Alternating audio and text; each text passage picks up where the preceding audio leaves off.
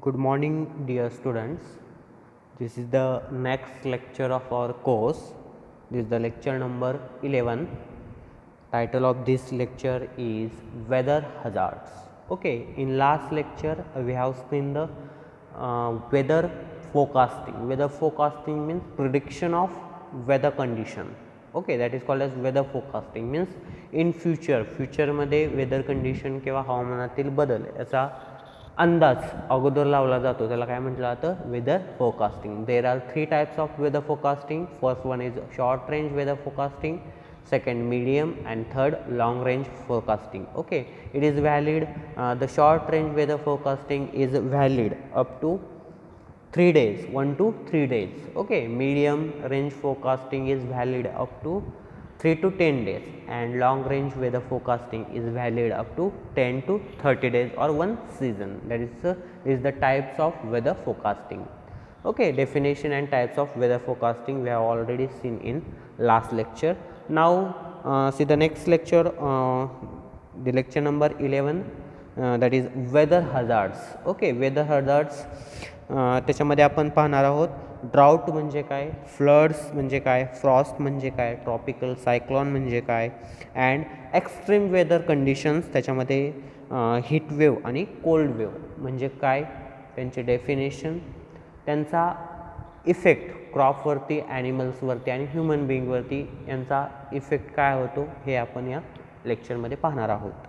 Okay, first is the what is mean by weather hazards. Okay, weather means हवामान. Okay, weather and climate, weather and climate, averages of weather, that is called as climate. And weather means physical condition or state of atmosphere, that is called as weather. Okay, and hazard means danger to the living things, that is called as hazards. Okay, weather hazards, हवामानाचा धोका to the crops, animals, human beings, in every living organism, that is called as weather hazards. Okay, it is an extreme weather. Extreme weather means it is an extreme weather event that threatens people or society, that is called as weather hazards. Okay, definition of weather hazards is it is an extreme weather condition. Extreme म्हणजे काय, access होणं, कोणतीही गोष्ट आपल्याला जेवढी पाहिजे त्याच्यापेक्षा जास्त होणे, that is called as extreme condition. Okay, जास्त टेम्परेचर, जास्त पाऊस पडणे, जास्त टेम्परेचर होणे, जास्त ह्युमिडिटी पडणे, that is the extreme weather condition.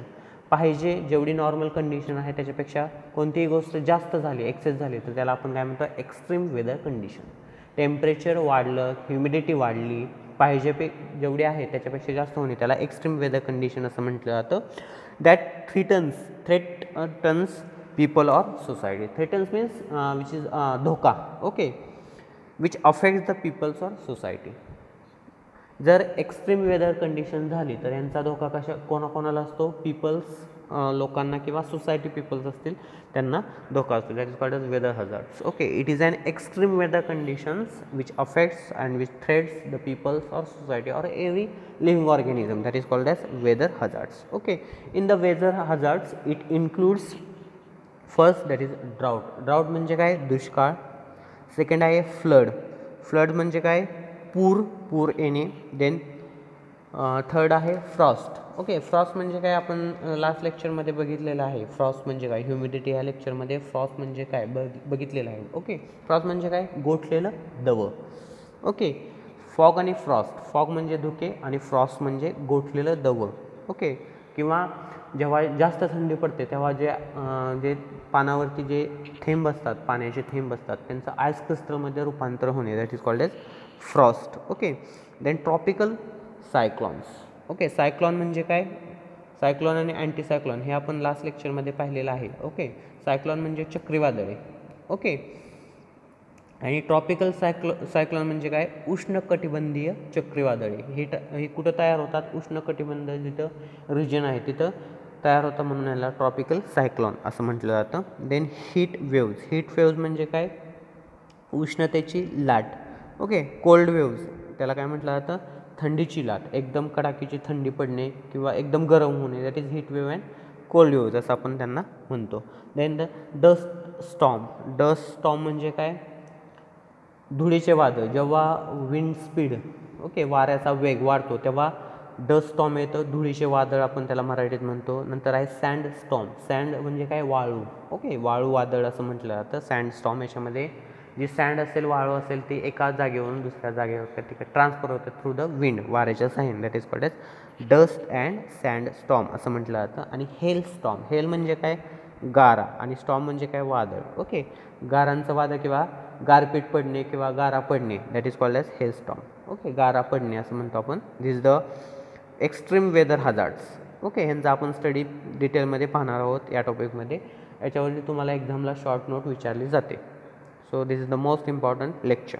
Okay, then first weather hazard that is a drought. Okay, drought म्हणजे काय? मराठीत त्याला दुष्काळ असं आपण म्हणतो. ओके, दुष्काळ आपण केव्हा म्हणतो? जेव्हा पाऊस पडत नाही. आता पावसाळ्याचा सीझन असेल तर त्याच्यामध्ये पाऊस पडला नाही, पाऊस पडत नाही, तेव्हा काय म्हणतो आपण? दुष्काळ आला असं आपण म्हणतो. डेफिनेशन काय आहे? Shortage of water for agriculture purpose which relates to plant growth, that is called as drought. Drought म्हणजे काय? शॉर्टेज ऑफ वॉटर, पाण्याची कमतरता भासते. कोणाला? फॉर ॲग्रिकल्चर पर्पज, जे पिकं आपण लावलेलं आहे त्यांना पाण्याची कमतरता भासते. फॉर कशासाठी पाणी गरजेचं आहे? For the growth of the plant, त्या प्लांटची वाढ होण्यासाठी पाणी गरजेचं आहे, पण पाणी अवेलेबल होत नाही, पाण्याची कमतरता भासते. That is called as drought. त्याला आपण काय म्हणतो? दुष्काळ असं म्हणतो. म्हणजे जमिनीमध्ये पाण्याचं प्रमाण किंवा पाणी नसतं, जिथं विहीर असेल, तलाव असेल, नदी असेल, त्या पूर्णपणे आटतात. दॅट इज कॉल्ड एज दुष्काळ, ड्राउट असं म्हटलं जातं. The moisture deficit which result Wien the amount of water available in the soil is not sufficient to meet the demands of potential evapotranspiration. Okay, the moisture deficit. The moisture deficit म्हणजे पाण्याची कमतरता भासते, which result when the amount of water available in the soil is not sufficient. Okay, पाण्याची कमतरता किंवा ओलावा जमिनीमध्ये नसतो तेव्हा water is available in the soil is not sufficient. आणि जे काही पाणी जमिनीमध्ये मुरलेलं आहे किंवा प्रेझेंट आहे विच इज नॉट सफिशियंट, ते सफिशियंट नाही to meet the demand of potential evapotranspiration. Potential evapotranspiration म्हणजे काय? पोटेन्शियल इव्हॅपोट्रान्सपिरेशन, इव्हॅपोरेशन आणि ट्रान्सपिरेशन हे वेगवेगळे टर्म्स आहेत. इव्हॅपोरेशन म्हणजे काय? बाष्पीभवन होणे. Okay, loss of water from the soil, जमिनीमधून पाण्याचे लॉस होणे, that is called as evaporation. आणि ट्रान्सपिरेशन म्हणजे काय? Loss of water from the plant, that is called as transpiration. Okay, पाण्याचा लॉस कुठून होतो? जमिनीमधून किंवा मातीमधून पाण्याचं इव्हॅपोरेशन झालं, बाष्पीभवन झालं तर त्याला इव्हॅपोरेशन असं म्हटलं जातं. आणि पाण्याचा लॉस प्लांटमधून किंवा पिकामधून झालं तर त्याला ट्रान्सपिरेशन असं म्हटलं जातं. इव्हॅपोट्रान्सपिरेशन म्हणजे काय? Loss of water from the soil as well as from the plant आणि सॉईलमधून पाण्याचा लॉस होणे, that is called as evapotranspiration असं म्हणतो. ओके, आणि जेवढं आपण पाणी देऊ त्याच्यापैकी 90% वॉटर हे लॉस होत असतं. इव्हॅपोट्रान्सपिरेशन प्रोसेसने 90% वॉटर काय होतात? लॉसेस होतात. Okay, so the water is essential for the इव्हॅपोट्रान्सपिरेशन.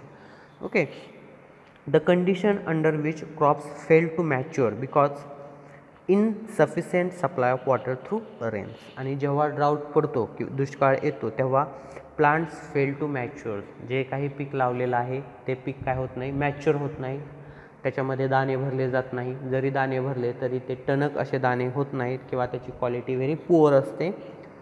Due to the कशामुळे होतं ते? दाणे का भरत नाही? Due to the insufficient supply of water through rains. कारण पाण्याची कमतरता किंवा पाऊस पडलेला नसेल किंवा पाणी नसेल तर ते क्रॉप मॅच्युअर होत नाही आणि त्याचे जे ग्रेन्स आहेत त्याची poor quality grains is produced from that crop. Then drought is a prolonged dry weather. Drought is a dash dash is a prolonged dry weather. Drought is a prolonged dry weather. Prolonged म्हणजे प्रदीर्घ, long period. Okay, खूप दिवसापर्यंत कोरडं हवामान राहतं. Drought is a prolonged dry weather means खूप दिवसापर्यंत कोरडं हवामान राहतं, त्या हवामानामध्ये ओलावा मॉइश्चर नसतं. That is called as prolonged dry weather असं म्हटलं जातं. आणि it is meteorological term involving rainfall deficit. आणि ह्यालाच काय म्हटलं जातं? मेट्रोलॉजीच्या भाषेमध्ये ड्राउटला काय म्हटलं जातं? Rainfall deficit. ओके, पाऊसाची कमतरता, deficit. There is a drought. Then classification of drought. Drought is classified into different groups. Okay, there are 3 groups of classification. First is classification of drought on the basis of medium. Okay, medium त्याच्यामध्ये आहे soil drought आणि atmospheric drought. Classification drought on the basis of or based on medium. Medium नुसार there are two types of medium, one is the soil and second one is atmospheric medium. Okay, soil drought म्हणजे काय? Definition of soil drought is when soil moisture decreases and falls short to meet the potential evapotranspiration demand of crop, that is called as soil drought. soil drought म्हणजे काय? soil म्हणजे माती. Okay, आणि drought म्हणजे दुष्काळ. मातीमधील दुष्काळ कसा असतो? काय होतं, जे काही मातीमध्ये मॉइश्चर असेल, पाणी असेल, ते काय होतं, डिक्रीज होतं, खूप डिक्रीज होतं किंवा रिड्यूस होतं, कमी होतं, and which is short to meet the potential evapotranspiration demand of crop. आणि पाणी कमी झाल्यामुळं प्लांटला जेवढं पाणी गरजेचं आहे तेवढं मिळत नाही, त्याच्यामुळे evapotranspirationचा रेट, जे काही पोटेन्शियल evapotranspiration असेल ते काय होतं, कमी होतं. पोटेन्शियल evapotranspiration म्हणजे बाष्पीभवन किंवा ट्रान्सपिरेशन प्लांटमधून किंवा सॉईलमधून होतं, ते काय होतं, कमी होतं. That is called as soil drought. Okay, this drought which occurs in soil, सॉईलमध्ये पाण्याची कमतरता भासणे, that is called as soil drought. आणि ॲटमॉस्फेरिक ड्राउट म्हणजे काय? ॲटमॉस्फेरिक ड्राउट म्हणजे it is a situation due to low humidity, dry and hot winds which causes the desiccation of plant even through rainfall and moisture supply is adequate. Okay, atmospheric drought कसा पडतो? ॲटमॉस्फेअर म्हणजे वातावरण असं म्हणतो. वातावरणीय दुष्काळ कधी पडतो, कशामुळे पडतो? Due to the low humidity, जेव्हा हवामानातील ह्युमिडिटी, आर्द्रता कमी होते. ओके, आर्द्रता ह्युमिडिटीमध्ये काय असतं, मॉइश्चर असतं. ओके, जेव्हा ह्युमिडिटी कमी होते, ड्राय अँड हॉट विंड्स वाहतात. ड्राय म्हणजे कोरडं आणि हॉट म्हणजे काय, गरम. कोरडं आणि गरम वारे काय होतात, वाहतात. तेव्हा काय होतं, ॲटमॉस्फेरिक ड्राउट काय होतं, पडतो. जेव्हा हे वारं वाहत असतं तेव्हा त्या क्रॉपमध्ये जे काही मॉइश्चर असेल ते त्या प्लांटमधून ते मॉइश्चर घेऊन ते वारं वाहत असतं, त्याच्यामुळं सफिशियंट मॉइश्चर प्लांटला मिळत नाही किंवा राहत नाही, त्याच्यामुळे ॲटमॉस्फेरिक ड्राउट काय होतं, पडतो. Okay, then third type, that is a classification of drought on the basis of water resources or based on water resources. त्याच्यामध्ये फर्स्ट आहे मेट्रोलॉजिकल ड्राउट. मेट्रोलॉजिकल ड्राउट म्हणजे काय? नॉर्मल ड्राउटपेक्षा 75% रेनफॉल काय होणे, कमी पडणे, that is called as meteorological drought असं म्हटलं जातं. Definition is situation when actual rainfall is less than 70% of the normal rainfall. Okay, जो काही नॉर्मल रेनफॉल आहे इन 100%, 100% रेनफॉल जो आहे त्याच्यामधील 75% पाऊस पडत नाही किंवा कमी पडतो, that is called as meteorological drought. Okay, 100% rainfall जेवढा असेल त्याच्यामधील 75% रेनफॉल कमी पडतो, that is called as meteorological drought असं म्हटलं जातं. देन सेकंड आहे ॲग्रिकल्चरल ड्राउट. ॲग्रिकल्चरल ड्राउट म्हणजे काय? It is a situation when soil moisture falls short to meet the water demand of growing crops, that is called as agricultural drought असं म्हटलं जातं. Agricultural drought, शेतीमधील दुष्काळ कधी म्हणतो आपण? जेव्हा त्या पिकाला पाण्याची गरज असते पण आपण किंवा सॉईलमध्ये पाणी अवेलेबल नसतं, that is called as agricultural drought असं म्हटलं जातं. Situation when soil moisture falls short to meet the water demand of growing crop. जे काही पीक लावलेलं आहे त्याला जेवढं पाणी पाहिजे तेवढं आपण देऊ शकत नाही किंवा जमिनीमधून मिळू शकत नाही, that is called as agricultural drought असं म्हटलं जातं. थर्ड आहे hydrological drought. Hydro means water असं आपण म्हणतो. Hydrological drought when the hydrological sources like river असेल, lakes, wells dry up and groundwater table depletes, that is called as hydrological drought. Hydrological drought म्हणजे काय? जे काही हायड्रोलॉजिकल सोर्सेस आहेत, पाण्याचे सोर्सेस आहेत, आपल्याला पाणी कुठून मिळतं? विहीर असेल, नद्या असेल, तलाव असेल, कालवे असतील, बोरवेल असतील. ओके, याच्यामधून आपल्याला काय होतं? पाणी मिळतं. हे जे काही हायड्रोलॉजिकल सोर्सेस आहेत ते काय होतात? आटतात, त्याच्यामध्ये पाणी राहत नाही. त्या कंडिशनला काय म्हणतात? हायड्रोलॉजिकल ड्राउट असं म्हणतात. Then classification of drought, the third classification of drought on the basis of time of occurrence. Classification of drought based on time of occurrence. Okay, टाईमनुसार क्लासिफिकेशन केलेलं आहे ड्राउटचं. फर्स्ट आहे परमनंट ड्राउट. परमनंटली हा drought आपल्याला आढळतो, म्हणून याला परमनंट ड्राउट असं म्हटलं जातं. Drought found in area which is permanently dry arid or desert region. Okay, अशा रिजनमध्ये हा ड्राउट परमनंटली फिक्स असतो, that is called as permanent drought. हा कुठं आढळतो? जिथं ॲरिड रिजन आहे किंवा डेझर्ट रिजन आहे. डेझर्ट रिजन किंवा ॲरिड रिजनमध्ये आपल्याला हा ड्राउट आढळतो. फॉर एक्झाम्पल राजस्थान असेल. ओके, राजस्थानमध्ये शॉर्टेज ऑफ वॉटर खूप असतं, ड्राउट परमनंट ड्राउट असतो तिथे. देन सीझनल ड्राउट म्हणजे पर्टिक्युलर सीझनलाच पडतो, that is called as seasonal drought असं म्हटलं जातं. हा drought which occurs due to large scale seasonal wind circulation, that is called as seasonal drought. Particular सीझनला पडतो आणि कशामुळे पडतो? Due to the wind circulation. जे वारं वाहतं ते ज्या मार्गाने वाहतं त्याच्या विरुद्ध मार्गाने जेव्हा वाऱ्या वाहते तेव्हा सीझनल ड्राउट पडतो, पर्टिक्युलर सीझनलाच येतो. आणि कॉन्टिजेंट ड्राउट म्हणजे थोड्या कालावधीसाठी जो ड्राउट असतो, for 1 weak or 1 month, that is called as contingent drought. Drought due to irregular and variability of rainfall. Okay, irregular म्हणजे अनिश्चितता, पावसाची अनिश्चितता आणि व्हॅरिएबिलिटी, कधी जास्त पडतो किंवा कधी कमी पडतो किंवा अनिश्चित पडतो, त्याला काय म्हटलं जातं. त्याच्यामुळे काय होतं? कॉन्टिजेंट ड्राउट येतो. ओके, कॉन्टिजेंट म्हणजे एखाद्या वीकसाठी किंवा एखाद्या महिन्यामध्ये पाऊस न पडणे, that is called as contingent. Okay, particular सीझनला किंवा हा ड्राउट येतो. This is permanent, seasonal and contingent. These are the classification of drought.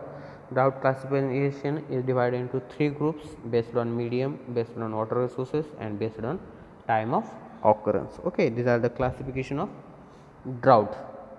Then strategies to mitigate drought.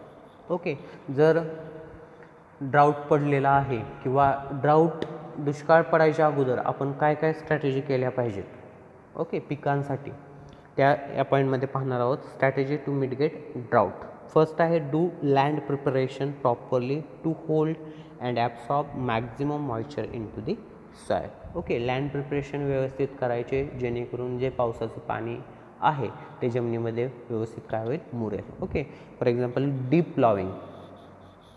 खरीपमध्ये आपल्याला पीक लावायचं असेल तर त्याच्या अगोदर काय करायचं? डीप प्लॉविंग करायचं, खोल नांगरट करायची. खोल नांगरट केल्यामुळे जेवढं काही पावसाचं पाणी पडेल ते काय होतं? त्या जमिनीमध्ये मुरवलं जातं, ॲब्सॉर्ब केलं जातं. आणि जे ॲब्सॉर्ब केलेलं पाणी आहे जेव्हा आपण पीक लावतो तेव्हा त्या पिकाला काय होतं? अवेलेबल होतं.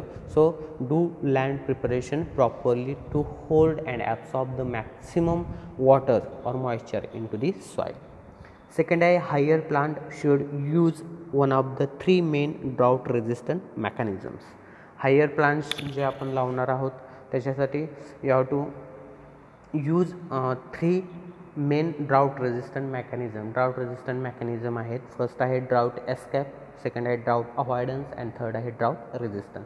जे कोणतं पीक तुम्ही लावणार असेल ते पीक, एकतर ते पीक किंवा ती व्हरायटी ड्राउट रेझिस्टंट असली पाहिजे, दुष्काळ पडला तरी चांगल्या प्रकारे त्याच्यामध्ये जमिनीमध्ये उगवून येणारे असावे, ड्राउट रेझिस्टंट असावे, किंवा ड्राउट अवॉइडन्स किंवा ड्राउट एस्केप म्हणजे दुष्काळ पडायच्या अगोदर आपण लावलं पाहिजे, अशा पद्धतीची मेकॅनिझम आहेत. Then selection of suitable cropping patterns according to climatic condition of area. Okay, climatic कंडिशननुसार तुम्ही पिकं लावायची, म्हणजे जिथं पाऊस कमी पडतो तिथं कमी पाणी लागणारी पिकं लावायची आणि जिथं पाऊस जास्त पडतो तिथं जास्त पाणी लागणारी पिकं लावायची. This is called as cropping pattern, पीक पद्धती म्हणतो आपण. Then selection of short duration crop with lower water requirement. अशी पिकं लावायची की जे शॉर्ट ड्युरेशन असतात, कमी कालावधीचे असतात, म्हणजे 1 ते 2 महिन्यामध्ये हार्वेस्टिंगला येतात आणि त्यांना कमीत कमी पाणी लागतं, अशी पिकं काय करायची? फॉर एक्झाम्पल ग्रीन ग्राम असेल, ब्लॅक ग्राम, मूग, उडीद, हे पिकं काय करायचे? लावायची. Then in situ moisture conservation technology is used for optimum utilization of rainfall. In situ moisture conservation म्हणजे त्या जमिनीमध्ये जास्तीत जास्त पाणी करायचं? मुरवायचं, ॲब्सॉर्ब करायचं. That is called as in situ moisture conservation.